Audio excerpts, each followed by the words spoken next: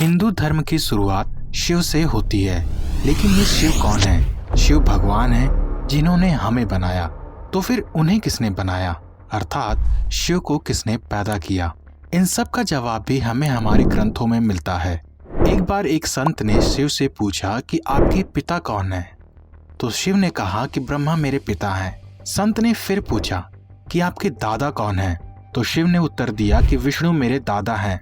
संत ने फिर पूछा, अगर ब्रह्मा जी आपके पिता हैं और विष्णु जी आपके दादा हैं, तो आपके परदादा कौन है? इस पर शिव ने कहा कि मैं खुद ही अपना परदादा हूँ। इस कहानी को ध्यान से समझने पर हमें पता लगेगा कि इसमें एक चक्र सा बनता है, जिसकी ना तो कोई शुरुआत है और ना ही कोई अंत। अगर हम बिग बैंग थ्योरी को माने तो हमारा ब्रह्मांड एक बिंदु से बना है, जिसमें एक दिन अचानक से ही विस्फोट हुआ और फिर हमारी सारी सृष्टि का निर्माण हुआ। लेकिन इस बिंदु से पहले क्या था? इस बिंदु के पहले भी कुछ तो रहा होगा। हमारा विज्ञान हमें बताता है कि इस बिंदु से पहले कुछ नहीं था, लेकिन अगर हम ग्रंथों को माने तो एक निराकार, अंतहीन, जिसे खत्म ना किया जा सकता हो, ऐसा कुछ था। दूसरे शब्दों में, जब इस दुनिया में कुछ नहीं था तो एक निराकार स्वरूप वाला एक शून्य था, जो रहस्यमय तरीके से अपने अंदर बहुत सारी ऊर्जा भरे हुए था, और इस ऊर्जा का स्रोत भगवान शिव थे। शिव का भी यही अर्थ है, जिसे खत्म ना किया जा सके। हमारी मॉडर्न साइंस ने भी प्रूफ किया है कि अगर हर वस्तु कुछ नहीं से आई है तो वो अंत में कुछ नहीं में मिल जाएगी। अर्थात हमारी सृष्टि की हर वस्तु शिव से आई है और अंत में शिव में ही मिल जाएगी।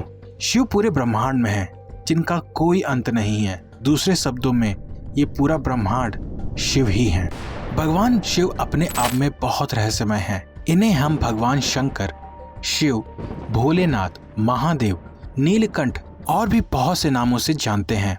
भगवान शंकर की पूजा सारी सृष्टि में की जाती है, इसलिए उन्हें देवों के देव भी कहा जाता है। उनका स्वर्ग छोड़कर कैलाश पर्वत पर आना, अजीबोगरीब कपड़े होना, शरीर पर सांपों का होना, ये भी बहुत ही रहस्यमय है। इसी तरह एक रहस्य जो सबसे बड़ा है वो है भगवान शिव का जन्म। भगवान शिव को हम अनादि मानते हैं, जिसका अर्थ है जिसकी ना तो कोई शुरुआत है और ना ही कोई अंत, जिसके ना तो कोई माता, ना कोई पिता, ना ही कोई जन्म की तिथि। इसीलिए शिव पुराण में भगवान शिव को स्वयंभू कहा गया है। दूसरे ग्रंथ और कथाओं में भगवान शिव के जन्म के बारे में अनेकों कहानियां हैं, जैसे कि भगवान शिव जलते हुए खंबे के रूप में प्रकट हुए थे जब विष्णु और ब्रह्मा के बीच विवाद चल रहा था। कुछ लोग का मानना है कि सदा शिव ही शिव भगवान है। भगवान शिव की एक बहन थी जिनका नाम असवारी था, जिन्हें कि भगवान शिव ने अपनी माया से बनाया था। वो भी तब जब माता पार्वती ने भगवान शिव से आग्रह किया कि मुझे एक ननद चाहिए, लेकिन इस ननद की त्वचा काफी कठोर और विचित्र थी। ये देखने में काफी मोटी थी और ये माता पार्वती के साथ कई बार मजाक भी करती थी, लेकिन कुछ मजाक माता पार्वती पे काफी भारी पड़ जाते। इसी से परेशान होकर माता पार्वती ने भगवान शिव से आग्रह किया कि असवारी की शादी करके उन्हें उनके ससुराल भेज दिया जाए। जब सारे भगवानों ने स्वर्ग को अपनाया है तो भगवान शिव ने कैलाश पर्वत को क्यों चुना? आज से 15 से 20 हजार साल पहले जब वारा काल की शुरुआत हुई थी, तब पहली बार देवी देवताओं ने पृथ्वी पर कदम रखे थे। यह समय हेमयुग का था, सारी धरती बर्फ से ढकी हुई थी। तब भगवान शिव ने कैलाश को अपना निवास बनाया था। जिस जगह कैलाश पर्वत स्थित है, उस जगह को पुराणों में धरती का केंद्र बताया गया है। कैलाश के ठीक नीचे भगवान विष्णु का निवास है, जिसे हम पाताल कहते हैं। कैलाश के ठीक ऊपर स्वर्ग है, जो ब्रह्मा जी का निवास है। धरती के इसी केंद्र से भगवान शिव, ब्रह्मा, विष्णु ने इस सृष्टि की रचना की थी। वैज्ञानिकों ने भी माना है कि तिब्बत की यह भूमि सबसे पुरानी है। भगवान शिव के अनेकों रूप हैं और उन्हें अलग अलग तरीकों से पूजा जाता है, लेकिन सबसे ज्यादा महत्वपूर्ण है शिवलिंग। भगवान शिव की आराधना में शिवलिंग का विशेष महत्व है। ऐसा माना जाता है कि कुंवारी लड़कियों को शिवलिंग की पूजा नहीं करनी चाहिए, क्योंकि भगवान शिव हमेशा ज्ञान और ध्यान की अवस्था में रहते हैं। ऐसे में कुंवारी लड़कियां उनका ध्यान भंग कर सकती हैं और वो उनके क्रोध का कारण बन सकती हैं। हिंदू धर्म के अनुसार खंडित मूर्ति का पूजन करना वर्जित है, लेकिन वहीं दूसरी तरफ अगर शिवलिंग चाहे जितना भी टूटा क्यों ना हो, उसे उसी प्रकार से पूजा जा सकता है। केतकी के फूल से शिव की पूजा नहीं की जाती। एक कथा के अनुसार केतकी के फूल को झूठ का प्रतीक माना जाता है। इस कथा के बारे में जानने के लिए आपको मेरी ब्रह्मा वाली वीडियो देखनी होगी, जिसे आप आई बटन पे क्लिक करके देख सकते हैं। शिव की पूजा बेलपत्र से की जाती है, लेकिन इसमें भी ये भी ध्यान रखना चाहिए कि बिना पानी के बेलपत्र नहीं चढ़ाना चाहिए। भगवान शिव की पूजा शंख के द्वारा नहीं की जाती, क्योंकि शिव जी ने एक बार शंखचूड़ नामक असुर का विनाश किया था और शंख को उसी का प्रतीक माना जाता है। शंखचूड़ भगवान विष्णु का भक्त था, इसीलिए उनकी पूजा में शंख का प्रयोग किया जाता है। शिवलिंग के ऊपर ना तो तुलसी चढ़ाई जाती है और ना ही तिल। जलंधर नामक असुर की पत्नी वृंदा के अंश से तुलसी का जन्म हुआ था। बाद में भगवान विष्णु ने तुलसी से विवाह कर लिया, इसी कारण तुलसी को शिव पर नहीं चढ़ाया जाता। और बात करें अगर तिल की, तो तिल को भगवान विष्णु के मैल से उत्पन्न हुआ माना जाता है, इसीलिए तिल को उनके ऊपर नहीं चढ़ाया जाता। जब सभी भगवानों के आभूषण दिखने में इतने अच्छे होते हैं, वहीं दूसरी तरफ भगवान शिव के आभूषण सबसे अलग हैं, लेकिन इन सभी का एक अलग अलग महत्व है।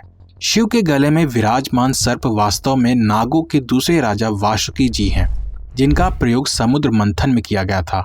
एक दंत कथा के अनुसार भगवान शिव वासुकी से इतना प्रसन्न हुए कि उन्होंने वासुकी को अपने आभूषण के रूप में गले में रहने का वरदान दिया।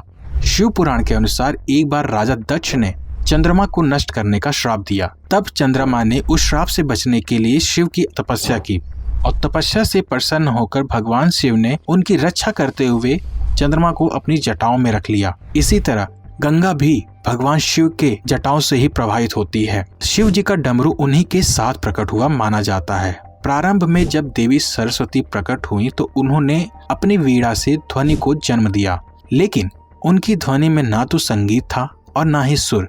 तब शिव जी ने नृत्य करते हुए 14 बार डमरू बजाया। इसी ध्वनि के नाद से ही संस्कृत के व्याकरण और वाणी की उत्पत्ति हुई। डमरू के संगीत से ही छंद व ताल का जन्म हुआ। संगीत के 7 सुर हैं, जो कि आते और जाते रहते हैं, लेकिन केंद्रीय स्वर नाद में ही स्थित है। शिव जी का डमरू नाद साधना का प्रतीक माना जाता है और उनके डमरू को ब्रह्मा का रूप माना जाता है। शिव पुराण के अनुसार एक बार शिव जी ब्रह्मांड भ्रमण के लिए एक जंगल में जा पहुंचे। यहाँ पे कई सारे ऋषि मुनियों का निवास था और उनके निर्वस्त्र होने के कारण ऋषियों की पत्नियां उनके ऊपर आकर्षित होने लगी। तब ऋषियों ने शिव जी को ना पहचानते हुए उनके मार्ग में एक गड्ढा खोदकर उसमें शिव जी को गिराकर उनके ऊपर एक बाघ को भी छोड़ दिया। लेकिन जब महादेव ने ऋषियों की मनोदशा को समझा तो उन्होंने उस बाघ को मारकर उसकी खाल पहनकर बाहर निकले और ऋषियों ने तब उनको पहचाना और ऋषियों ने अपने कार्य के लिए उनसे माफी भी मांगी। भगवान शिव को द डिस्ट्रॉयर कहा जाता है, लेकिन जो उनकी तीसरी आंख है वो भी विनाश का प्रतीक मानी जाती है। भगवान शिव को त्रिनेत्रधारी व त्रिलोचन भी कहा जाता है। शिव जी के त्रिनेत्र का खुलना यानी कि विनाश शिव के त्रिनेत्र 3 गुणों को दर्शाते हैं। उनका दाया नेत्र सदोगुण को, बाया नेत्र रजोगुण को और वहीं मस्तिष्क का तीसरा नेत्र तमोगुण को दर्शाता है। कहा जाता है अगर भगवान शिव ने अपनी तीसरी आंख खोली तो संपूर्ण पृथ्वी का विनाश हो जाएगा। इसीलिए भगवान शिव को संहार का भी देव माना जाता है। शिव के इस तीसरे नेत्र से सत्य कभी भी नहीं छुप सकता। इसी कारण शिव परम ब्रह्म भी कहलाए जाते हैं। देवों और असुरों के बीच अक्सर युद्ध होते रहते हैं। किसी भी संकट के समय देवता और राक्षस दोनों भगवान शिव को ही बुलाते थे। कई बार तो देवताओं और असुरों ने भगवान शिव के साथ भी युद्ध किया, लेकिन हर बार जीत भगवान शिव की हुई और अंत में देवता और राक्षसों ने भगवान शिव को अपना आराध्य मान लिया। इसी कारण भगवान शिव को देवाधिदेव महादेव कहा जाता है। भगवान शिव ने ही शुरू किया था गुरु और शिष्य का संबंध। मानव स्वभाव की सबसे गहरी समझ भगवान शिव को ही है। इसी कारण उन्हें जगत गुरु भी कहा जाता है। सबसे पहले योग की शिक्षा देने वाले भगवान शिव हैं, इसीलिए उन्हें आदि योगी भी कहा जाता है। भगवान शिव ने योग के विस्तार के लिए 7 ऋषियों को चुना और उन्हें अपना शिष्य बनाया, जिन्हें उन्होंने योग के 7 सूत्र बताए थे और इन ऋषियों का नाम सप्तऋषि था। इन सप्तऋषियों ने योग को पूरी दुनिया में फैलाया। बाद में पतंजलि ने इनको 200 सूत्रों में समेटकर योग शास्त्र की रचना की थी। सप्तऋषियों के बाद परशुराम और रावण भी शिव के परम शिष्य बने। इस तरह संसार में गुरु और शिष्य का संबंध स्थापित हुआ।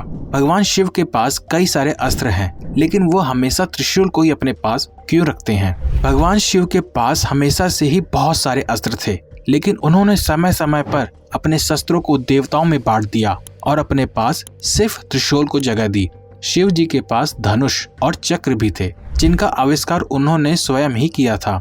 श्री कृष्ण के सुदर्शन चक्र को संसार में सबसे शक्तिशाली माना जाता है। बहुत ही कम लोग जानते हैं कि शिव जी ने ही इस सुदर्शन चक्र को बनाया था और बाद में उन्हें भगवान विष्णु को दे दिया था।